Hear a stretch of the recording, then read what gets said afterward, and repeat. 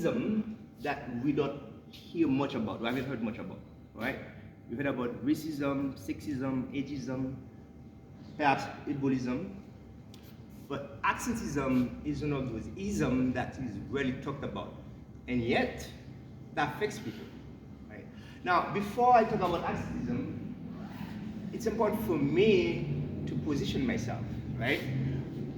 Dr. Gordon talked about my accomplishment, right?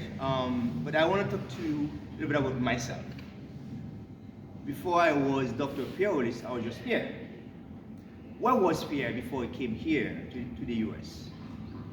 I was born and grew up in Haiti. I grew up speaking two languages with two different accents, right? French was the language of the colonizer and still is, whereas Creole was our language. Basically, it's emerged from African languages. When the Africans were imported to Haiti, they spoke different dialects. But in order for them to understand what the colonizer were talking about, they had to learn French, some broken French, right? So over the years, the Creole that we speak now has evolved. The Creole the slaves spoke during slavery were much more different than it is today. So for me to speak about accentism, I have to talk about French and Creole. Because in Haiti, you have two languages that do not hold the same status. You have French, spoken by the elite, and Creole, spoken by the masses.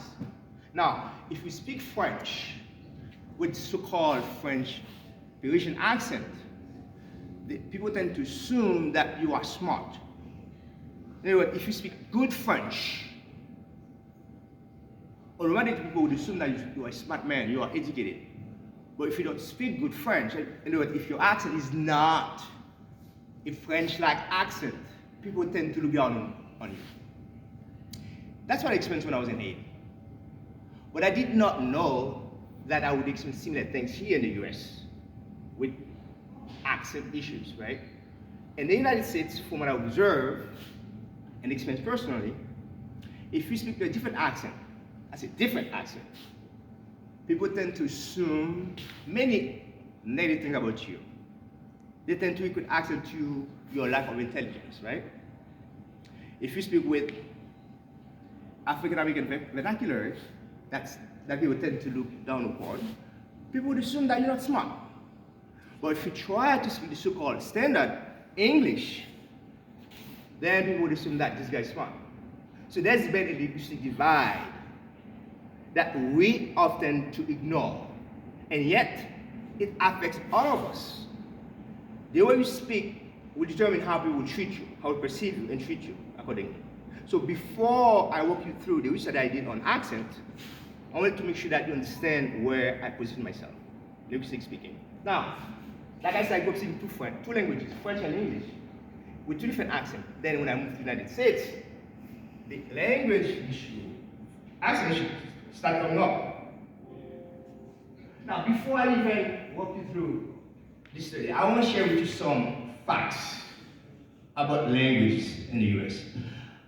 Many people often assume that English is the most spoken language in the United States, and it's not. There was a study done 10 years ago by Ryan, and what discovered is that Spanish, Chinese, Vietnamese, Portuguese, and this goes on and on, are the most spoken language in the United States. But we often assume that English, which is the dominant language, is spoken by everyone. There are people instead who do not speak English, right? And they can afford not to. Now, what was the reason why I chose to explore accent in my research? Partly because of my experiences. Also, as an immigrant, when I came here, I faced different types of accentism.